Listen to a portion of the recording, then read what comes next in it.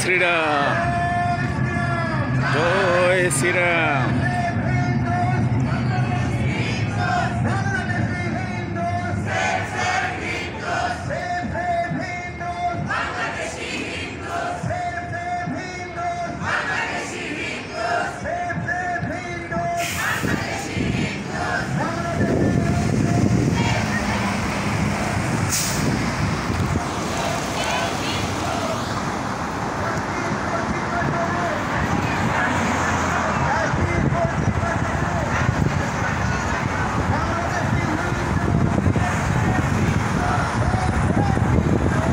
প্রিয় দেশবাসী এবং বাংলাদেশ সহ বিশ্বের বিভিন্ন প্রান্ত থেকে যারা শুনছেন এবং দেখছেন, বিদ্যাঞ্জলি মিডিয়ার পক্ষ থেকে আপনাদেরকে অগণিত প্রীতি ও শুভেচ্ছা। আজকে এই যে র্যালিটি দেখছেন সেটি হচ্ছে কানাডার ক্যালগেরি শহরের সিটি হল প্রাঙ্গণে। সিটি হল প্রাঙ্গণে সমবেত হয়েছেন ক্যালগেরিতে বসবাসরত সমস্ত সুশীল সুন্দর হিন্দু জনগোষ্ঠী, এবং তারা আজ এই সকালে, এই ঠান্ডার সকালে এসেছেন।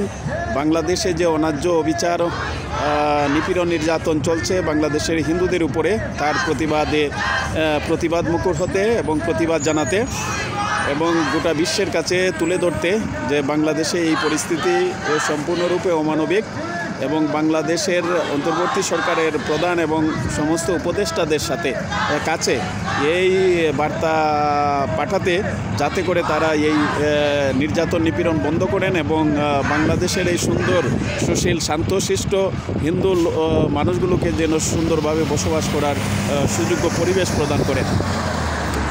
সেটি হচ্ছে আজকের এই র্যালির প্রতিপাদ্য বিষয়, এবং তারা আওয়াজ তুলছেন justice justice justice for Bangladeshi peaceful Hindus. We want justice, we want justice, no more torture, no more persecution and oppressed, depressed Bangladeshi Hindus communities are really oppressed and depressed by the interim government। এবং সবাই আশা করেছিল doctor Mohammad Yunus শান্তিতে Nobel পুরস্কার প্রাপ্ত একজন মানুষ, এই শান্তির নোবেল লরিয়েট বাংলাদেশে দায়িত্ব গ্রহণের পরে শান্তির সুবাতাস প্রবাহিত হবে এবং সুশাসনের ধারা তিনি প্রতিষ্ঠিত করবেন, এই ছিল প্রত্যাশা।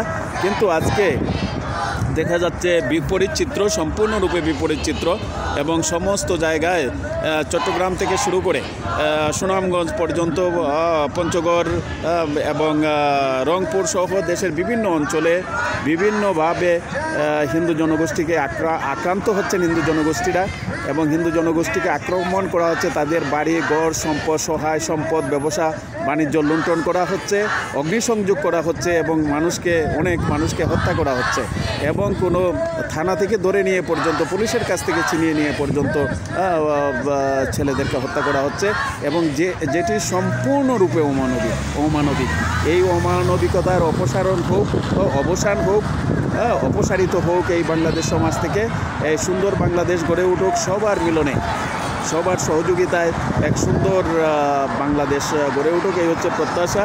মাননীয় ইন্টারিম গভর্নমেন্টের প্রধান ডক্টর মোহাম্মদ ইউনূস, শান্তির দূত, এই শান্তির নোবেল লরিয়েটের কাছে সবার আবেদন, আপনি বিবেককে প্রশ্ন করে সুন্দর বিবেক এবং চিন্তার সাথে অগ্রসর হয়ে আপনার প্রশাসনকে সাজিয়ে তুলুন এবং সুন্দর বাংলাদেশ গড়ে তুলুন, এবং আমরা সবাই আপনার সাথে আছি।